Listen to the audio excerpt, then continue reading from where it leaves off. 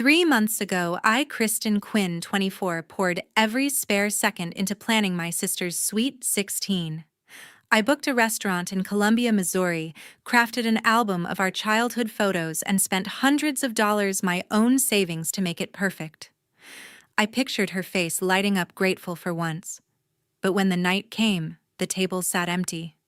No sister, no parents, no explanation. My phone buzzed with a single voicemail from Dad. "We're in Paris. We just wanted to keep you busy." His laugh sliced through me, sharp and cold. They'd planned this, left me to set up a party no one would attend. My chest tightened, not with tears, but with something heavier. Betrayal. I stood there alone, the weight of 3 months' work crashing down. They thought I'd just take it like always. I didn't argue, didn't scream. I waited. A week later, my phone lit up 36 missed calls in 1 hour from them. Panic in their voices, begging me to pick up. I sent one text back. "I'm very busy." They had no idea what I'd done. If you've ever been taken for granted by the people you love most, hit that like button, subscribe, and drop a comment. Would you have answered those calls or walked away like I did? It all started in a cramped cubicle where I juggled spreadsheets and party plans. Every day I buried myself in numbers at a local firm. My days were long, 8 hours at the desk, then nights poring over invoices to keep the family afloat. I'd been sending money for my sister's school fees and our household bills, scraping by on what was left. My dream of becoming a photographer capturing city lights or quiet fields sat buried under stacks of tax forms. I told myself it was temporary, that family came first. 3 months ago, I took on planning my sister's Sweet 16. Addison had been dropping hints about wanting something big, something memorable. I wanted her to feel special, to see me as the sister who made it happen. I booked a private room at a cozy restaurant downtown, one with string lights and a view of the river. I spent hours designing invitations, picking a menu with her favorite sliders and cupcakes, and even tracking down a local band for live music. Every detail mattered, down to the napkins folded into little stars. The real effort was the gift. I stayed up late gluing photos into an album, snapshots of us as kids, laughing in the backyard, building snowmen, fighting over the last cookie. I wanted her to remember those moments, to feel how much I cared. It cost me $500 from my savings, plus countless nights I could have spent on my own work. Mom and Dad kept pushing me to make it perfect. "You're so good at this," Mom would say, her voice sharp when I hesitated. Dad texted daily, asking for updates, reminding me how much Addison deserved it. Their expectations piled on, heavy and unspoken, like I owed them my time, my money, my everything. I didn't question it. I was the older sister, the one who held things together. I'd call the restaurant manager between meetings, sneaking in quick chats about table settings. "Make it quick," my boss would snap, so I'd rush, balancing my job and their demands. I thought about my old camera tucked away in a drawer, untouched for years. Photography classes, portfolio reviews, a chance to move to a city like Portland. They felt like someone else's life. I pushed those thoughts aside, focusing on Addison's big day. At home, Mom would hover, suggesting changes. "Addison loves pink, not purple," she'd say, flipping through my plans. Dad chimed in. "Don't skimp on the food, she's counting on you." I nodded, adding their notes, stretching my budget thinner. I spent $200 on custom decorations, another $100 on the band's deposit. My savings dwindled, but I told myself it was worth it. Addison would walk into that restaurant, see the effort, and maybe say thank you. I texted her about the party, asking for input. Her replies were short. "Cool," or "whatever you think." I figured she was just busy with school friends, her own world. I kept going, gluing another photo, checking another vendor. I imagined her smile, the way she'd hug me when it was over. That's what sisters do, right? You show up, you sacrifice, you make it happen. By the end, I was exhausted but hopeful. The restaurant was booked, the album was done, the band was ready. I sent Mom and Dad the final plan, expecting a nod of approval. "Looks fine," Dad texted back. Mom didn't reply.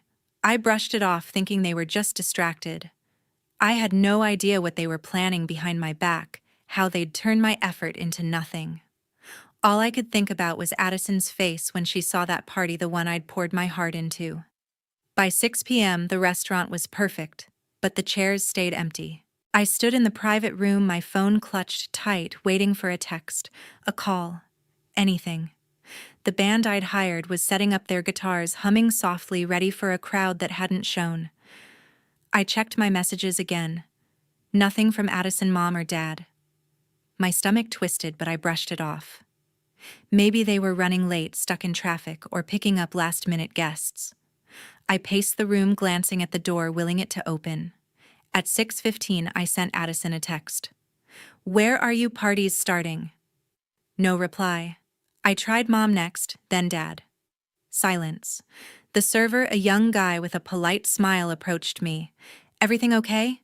Need more time?" I nodded, forcing a grin, and said I'd check in with the family. My fingers shook as I dialed Addison's number. Straight to voicemail. I tried Mom, same thing. Finally, I called Dad. After 3 rings, he picked up, his voice distant, almost amused. "Hey, Kristen," he said, like he was answering a casual check-in. I heard chatter in the background, a faint announcement in French. "Where are you guys?" I asked, my voice tight. A pause, then a chuckle. "Oh, we're in Paris. Didn't we mention? We just wanted to keep you busy." His laugh hit me like a slap, sharp and careless. I froze, the phone pressed to my ear as he went on about their trip, how Addison needed a real celebration.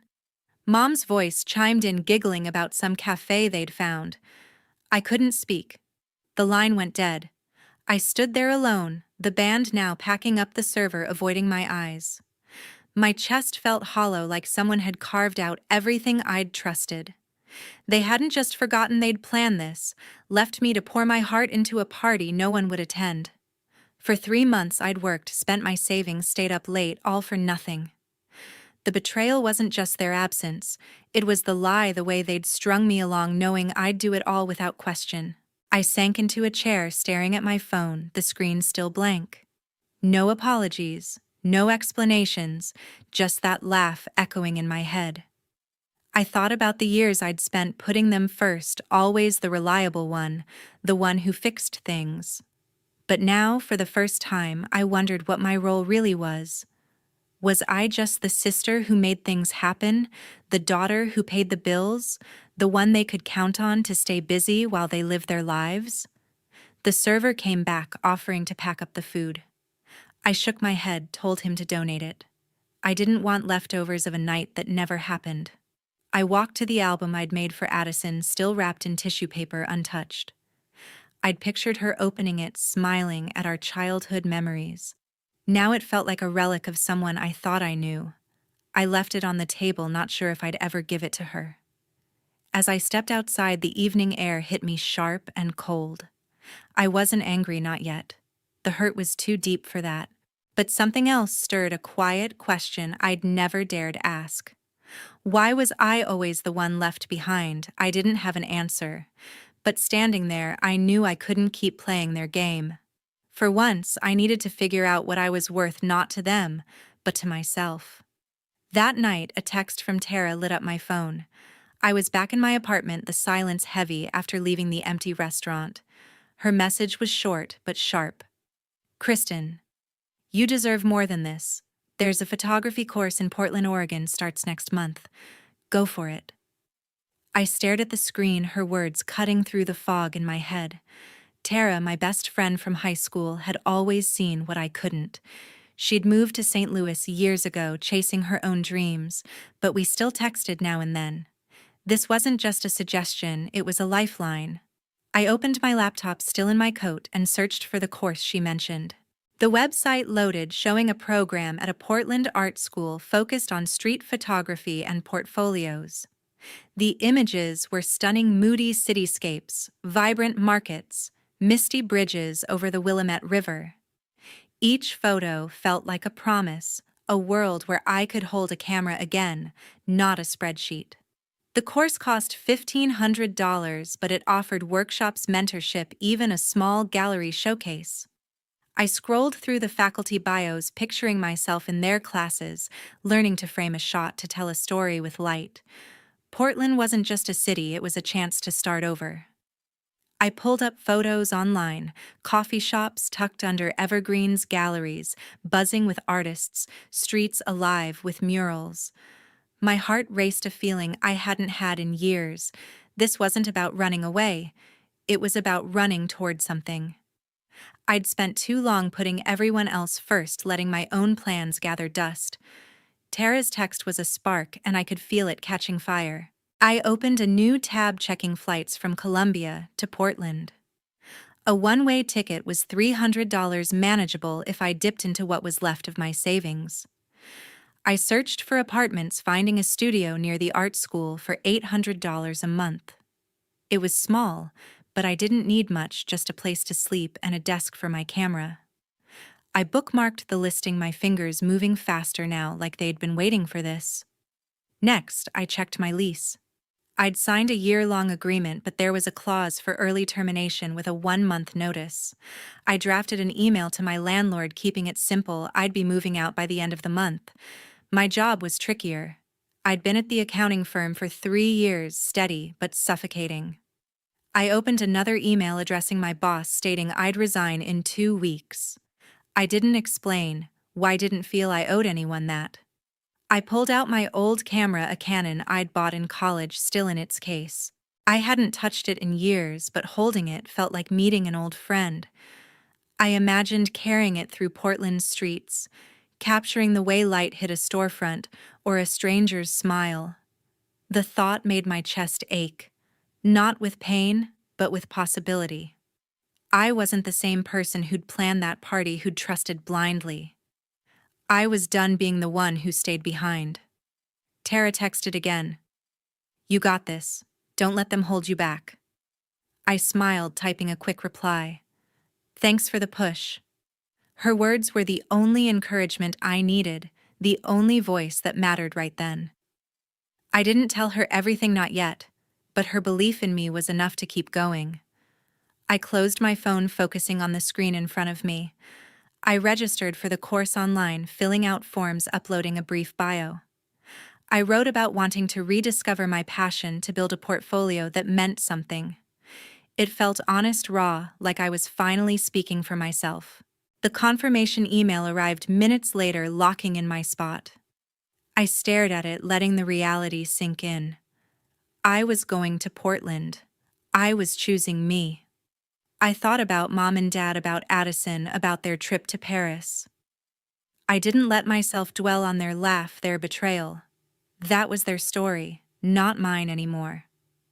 I opened a notebook, jotting down a list: cancel utilities, pack essentials, sell furniture. My life in Columbia could fit into a suitcase, I realized. I'd been living so small, tethered to their needs. No more. I checked my savings, $2,000 left after the party and the ticket. It wasn't much, but it was mine.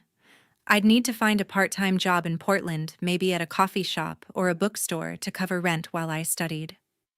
I searched online, finding a few openings near the art school. I bookmarked them already, imagining a new routine, one where I wasn't just surviving. By midnight, my plan was taking shape. I'd leave in 3 weeks, enough time to wrap things up. I thought about telling Mom and Dad, but decided against it. They didn't deserve to know, not yet. I'd leave a note for Addison, maybe, with the album I'd made, but nothing more. They'd find out when I was gone, when it was too late to pull me back. I looked at my camera again, running my fingers over its lens. It felt heavier now, not with weight, but with purpose. Portland was waiting, and so was I. For the first time, I saw a future that wasn't defined by their expectations, their lies. I wasn't running from them. I was building something new, something that was mine alone. The next morning, I sat down with a coffee and a decision. My laptop glowed in the dim light of my apartment, the plan from last night now, a checklist I was ready to tackle. I opened my email and drafted a message to my landlord stating I'd terminate my lease by the end of the month. The words came easily, no hesitation, no second thoughts. I hit send, feeling a knot in my chest loosen. Next, I wrote to my boss at the accounting firm, keeping it professional, 2 weeks' notice effective immediately. I didn't mention Portland or my reasons. That was for me, not them. The email whooshed away and I exhaled lighter already. I pulled up a travel site searching for flights to Portland, Oregon. A one-way ticket for 3 weeks from now cost $300, a small dent in my savings. I booked it, the confirmation popping up with a date and time that felt like a promise.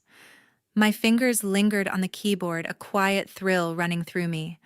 I was doing this, really doing it. Then I turned to the album. I'd started it for Addison's Sweet 16, but it was different now. I opened a box of old photos, pulling out shots I'd taken over the years, some of me and Addison as kids, others of me alone experimenting with my camera. There was one of us at a county fair, her face sticky with cotton candy, my grin wide behind the lens. I arranged them carefully, gluing each one into the album, adding captions in neat handwriting. Summer 2015, we fought over the last ride. It wasn't just a gift anymore. It was a goodbye, a way to close that chapter. I grabbed a sheet of paper for the letter. My pen hovered, then moved.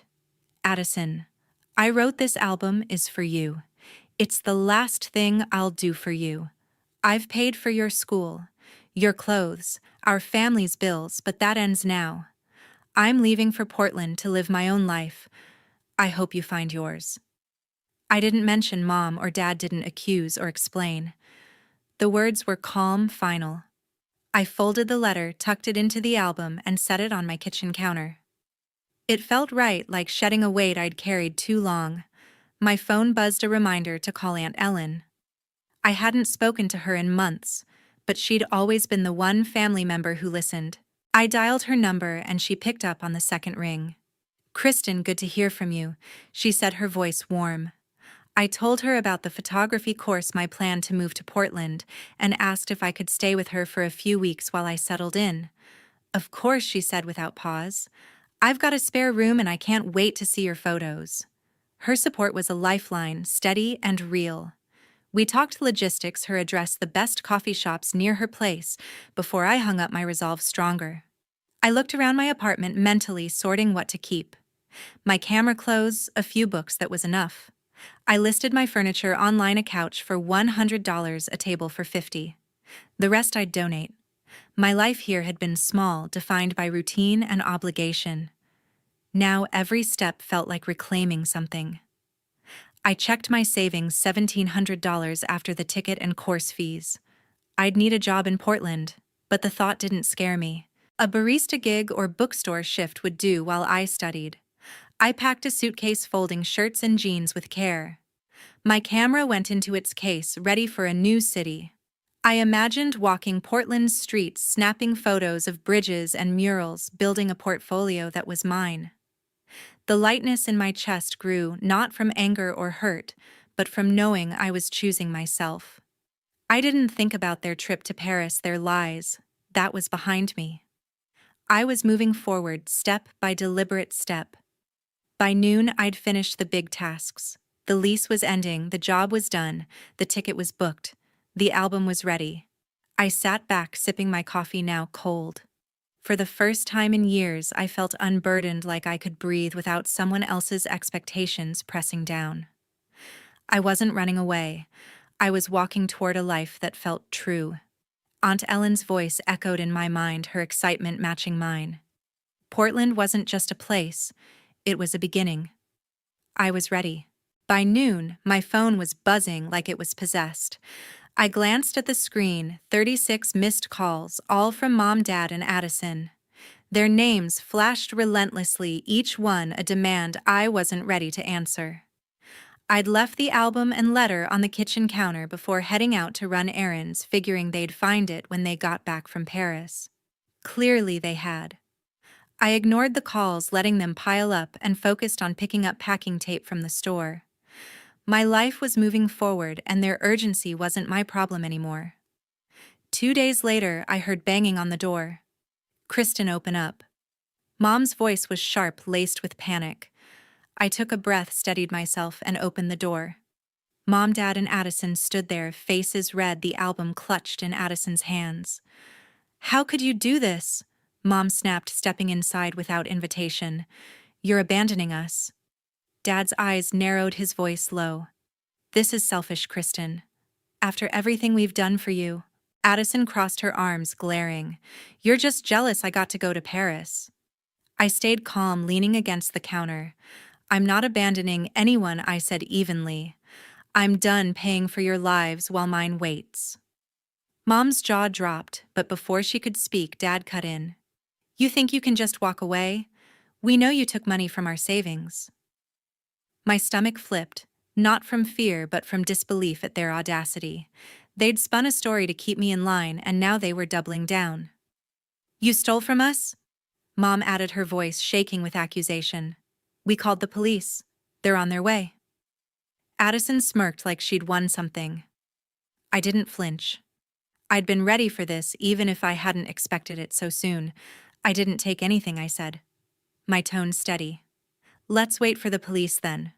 An hour later, 2 officers knocked on my door. Mom and Dad stood behind them, arms crossed, confident they'd caught me. Addison hovered near the couch, flipping through the album like it was evidence. The lead officer, a woman with a notepad, asked for my side. I walked to my desk, pulled out a folder, and handed it over. These are my bank statements, I said. Every cent I spent on the party, on Addison's school, on our bills, it came from my account, not yours. I pointed to the highlighted transactions: $500 for the restaurant, $200 for decorations, countless smaller withdrawals for family expenses. The officer scanned the papers, then looked at Mom and Dad. This matches her account, she said. No evidence of theft here. Dad's face fell, his bluster gone. Mom stammered. But we thought? The officer cut her off. You made a serious claim without proof. I suggest you sort this out privately. She nodded to me, almost apologetic, and left with her partner. The accusation was dead, just like their hold over me. Mom tried again, softer now. Kristen, we didn't mean to upset you. Let's talk. I shook my head. There's nothing to talk about. I'm leaving for Portland in 3 weeks. I'm done being your bank, your planner, your backup. Addison scoffed, tossing the album onto the table. You're so dramatic, she said. You'll come crawling back when you fail. I met her eyes, unflinching. I won't. This is my life now. Dad stepped forward, his voice hard. You owe us, Kristen. We raised you. I didn't raise. My voice didn't let their words pull me in. I paid that debt, I said. Years of it. Now I'm free. The room went quiet, their argument spent. I could see it in their faces, anger, yes, but also a flicker of realization. They'd underestimated me, assumed I'd always bend. Not anymore. I opened the door, gesturing for them to leave. You've got the album, I said to Addison. Keep it. It's the last thing you'll get from me. Mom hesitated, reaching out, but I stepped back. Go. I said, my voice firm but calm. They walked out, Mom muttering about family loyalty, Dad silent, Addison clutching the album like it burned her hands. I closed the door, the lock clicking with finality. I sat down, my heart steady. Their accusations, their anger, it didn't touch me. I'd built something stronger, a resolve they couldn't shake. Portland was waiting, and I was ready to meet it on my own terms. They'd tried to chain me with guilt, but I'd cut the links. I wasn't their daughter who fixed everything anymore. I was just Kristen, and that was enough. 3 days later, I walked into my parents' house with a letter. It wasn't for them, not directly. I'd spent the morning drafting an email to our extended family, aunts, uncles, cousins, laying out the truth about the party, about how Mom, Dad, and Addison had left me to plan it while they flew to Paris without a word. The letter in my hand was a printed copy left on their dining table as a final statement. I didn't linger. I walked out, got in my car, and drove back to my apartment, ready to finish packing for Portland. Before leaving, I'd sent a group text to Addison's friends from school, a tight-knit crew she'd always bragged about. The message was simple. Addison's Sweet 16 was a lie. I planned it, spent my savings, and they left me waiting while they partied in Paris. I attached a photo of the empty restaurant tables, the band packing up the untouched decorations. I didn't need to say more. The truth spoke for itself. By the time I reached my apartment, my phone was lighting up with notifications, but I muted them. I wasn't here to watch the fallout. I was done with their drama. Addison's world unraveled first. Her friends, once loyal, started whispering. By the next day, her name was mud at school.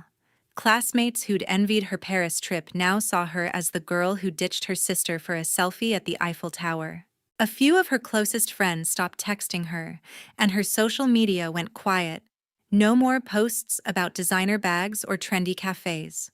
She'd built her reputation on Flash, but the truth stripped it away. I didn't hear this from her. Of course, cousins and neighbors started texting me, shocked, filling in the blanks. I didn't reply. Mom and Dad faced their own reckoning. The extended family, tight-knit and vocal, didn't take kindly to their stunt.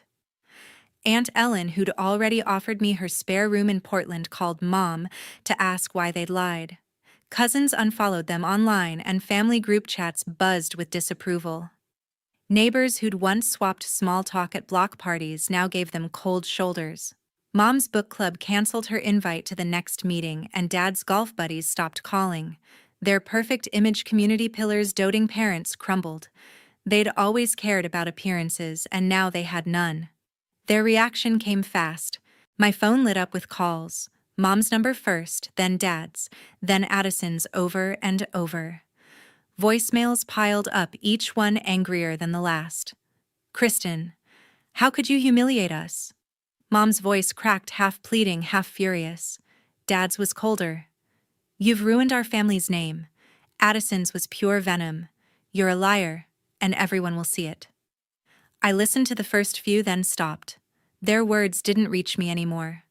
I deleted the rest without playing them, my fingers steady on the screen. They tried texts, next long paragraphs blaming me, calling me ungrateful, demanding I fix the mess. Mom wrote about loyalty, Dad about respect. Addison about how I'd stolen her spotlight. I read the first line of each, then archived them. I didn't owe them a response, didn't owe them anything.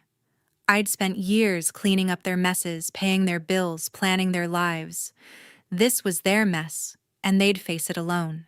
Tara texted me that afternoon, a short message. "Heard what you did. Proud of you, girl." It wasn't like her push from before, just a nod from someone who got it. I smiled, typed back a quick, "Thanks," and put my phone down. Tara didn't need to say more. Her role in my story was done, and I was grateful for that moment of clarity she'd given me weeks ago. I kept packing, folding clothes, boxing up books. My suitcase sat by the door, my camera tucked safely inside. Portland was 2 weeks away, and I could already picture it. Rainy streets, coffee shops, the art school where I'd learned to capture the world through my lens. The chaos here, the calls, the texts. It was background noise now. I wasn't angry, wasn't hurt. I was free, and that freedom felt like air after years underwater. Mom tried one last time, showing up at my apartment that evening. She knocked softly, her voice muffled through the door. "Kristen, please, let's talk." I didn't open it. I stood on the other side, silent, my hand on the lock. She waited a few minutes, then left. I didn't feel guilt, didn't feel torn. I'd said what I needed to say, not with words, but with actions. The email, the text, the letter. They were my line in the sand. I sat on my couch, the apartment nearly empty now, just a few boxes left. The silence wasn't heavy, it was peaceful. I'd torn down the lies they'd built, not for revenge, but for truth. They'd face their consequences, and I'd face my future. Portland wasn't just a city, it was mine, a place where I'd write my own story, frame by frame, shot by shot. I didn't need their approval, their apologies, or their anger. I had myself, and that was more than enough. At the airport, my camera felt heavier than ever, not from its weight, but from what it carried: my future, my choice, my new beginning. I boarded the plane to Portland, my suitcase stowed above my heart steady. The hum of the engines drowned out the noise of the past weeks, and as the ground fell away, so did the weight of Columbia, Missouri. I didn't check my phone, didn't look for messages from Mom, Dad, or Addison. They were behind me, and I was done looking back. Aunt Ellen waited at Portland's baggage claim, her smile warm under the fluorescent lights. "Welcome home, Kristen," she said, pulling me into a hug. Her house, a cozy bungalow near the art school, became my temporary base. That first night, we sat on her porch, sipping tea, talking about the city's quirks, its rainy charm, its hidden galleries. She didn't ask about my family, didn't push. She just handed me a spare key and said, "This is your space now."